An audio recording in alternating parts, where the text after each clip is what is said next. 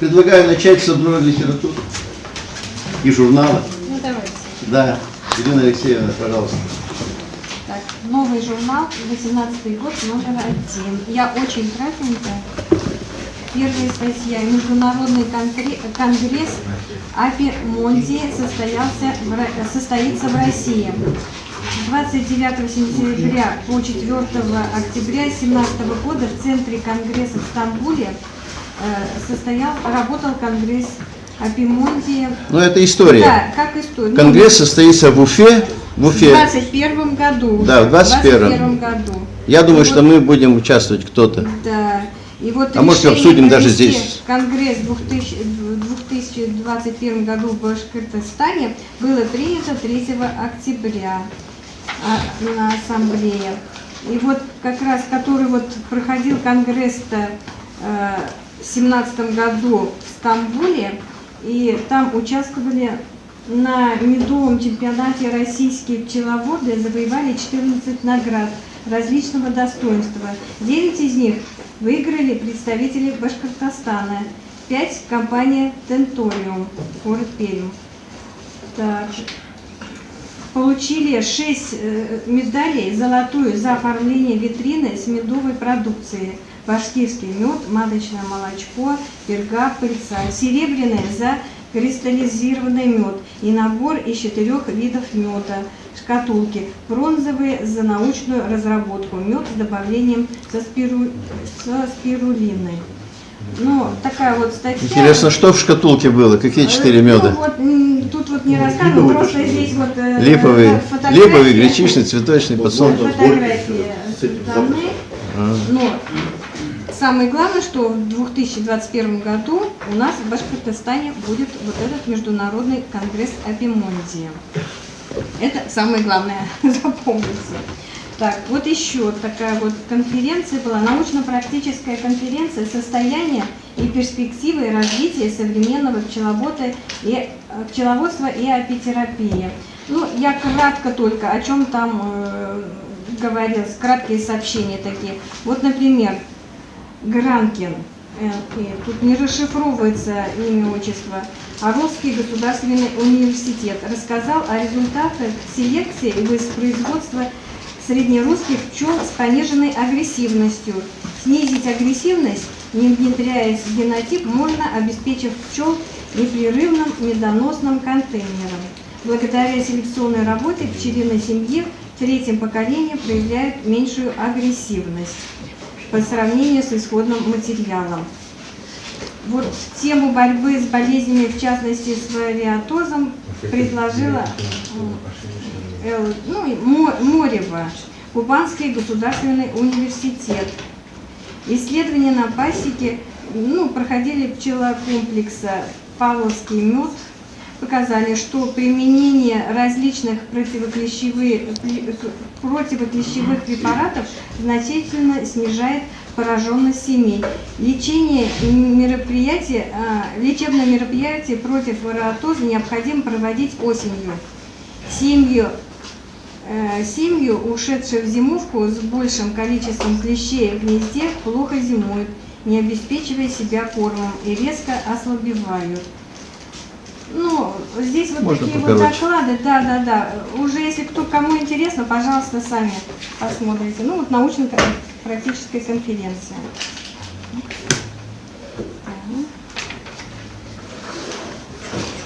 Наша любимая рубрика «Страница пчеловода-любителя». Ну, здесь вот интересная статья, здесь вот все показано, посмотрите, фотографии, все. Скобки против провисания проволоки в рамках. У автора. Так, Новгород, Крутогоров. И посмотрите, он все досконально, разборка, сборка, все показал. Кому вот интересна эта тема, пожалуйста. Речь идет о том, когда достаешь из бортей, или из ловушек мед сотовый, хочется его закрепить, особенно там, где расплод уже. Поэтому он сделал рамку из 2 этих частей с проволочками. Кладешь, зажимаешь, все. Нет, ну, это как барбекю. Статья. Вот он продолжает, это другой уже, Москва. Вот тебе проскопка. Вот, да. видите, вот какая она. Игорь Васильевич по-другому, а это уже... Да, то не надо, это что там скобки? Это? Так. Возвращаться к сборке, если от них отошли. Ну, зачем? И вот такая вот, обычно всегда вот печатают улья из пенополистирола.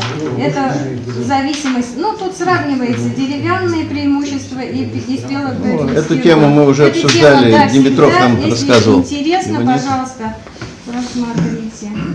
Так. Еще эффективное лечебное средство перга. Как Гель Васильевич сказал, вы все это знаете, но мало ли что. Вот, от каких болезней, что, как принимать. Пожалуйста, все рецепты.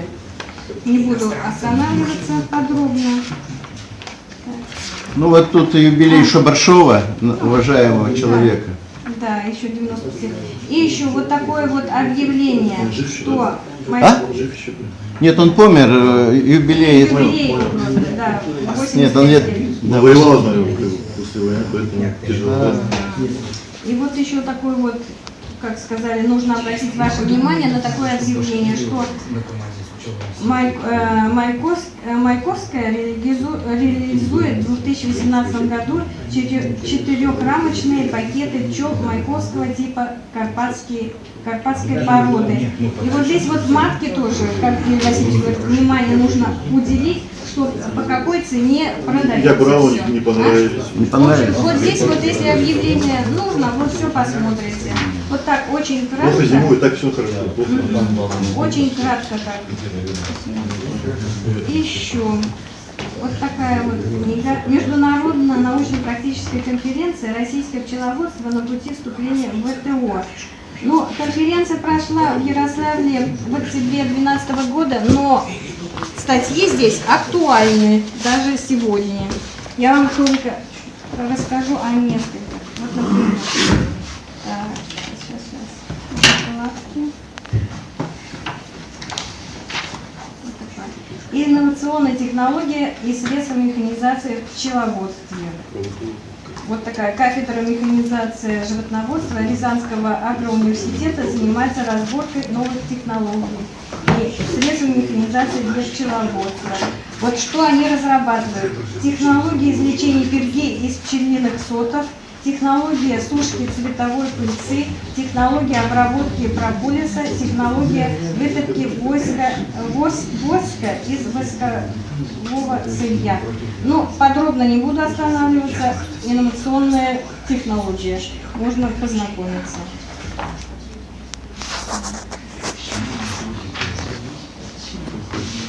Качество меда в Удмуртской республике. Автор Беляев Наталья Алексеевна, Яковлева Жанна Сергеевна. Но здесь это серьезная такая статья.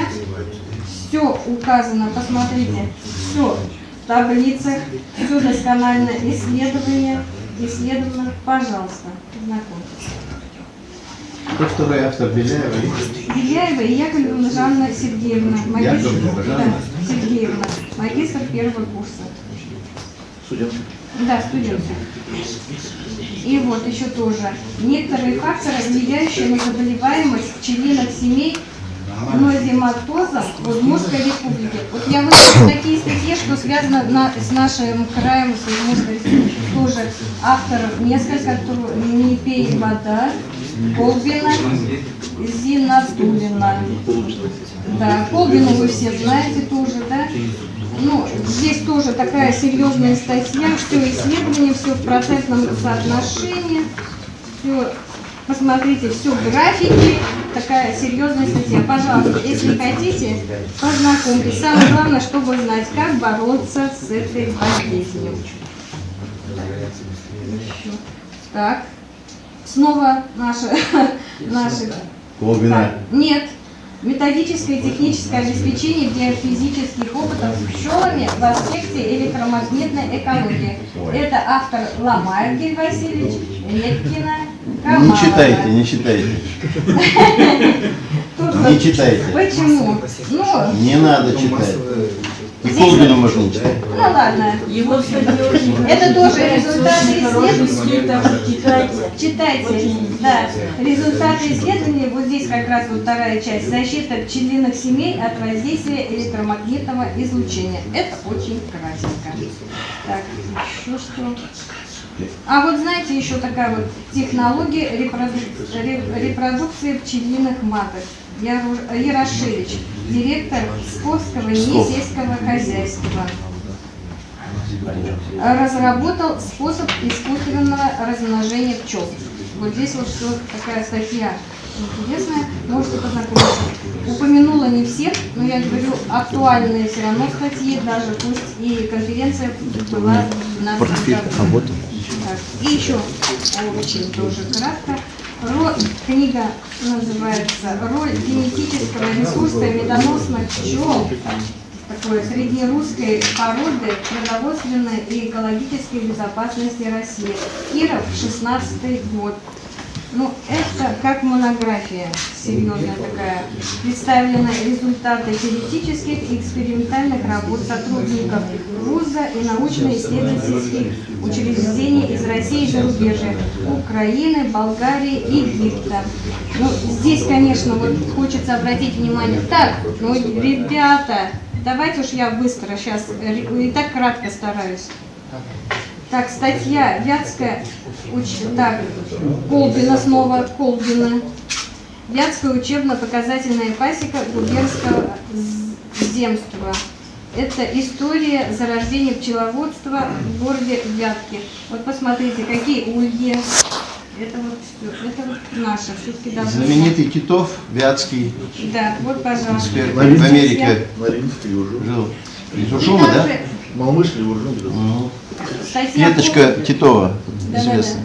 Также статья вот Колбиной, много, Юскинская учебная пасека в Саратовском уезде. Это все Колбина. Так, сейчас А вот эта вот статья тоже, мне кажется, интересна для вас.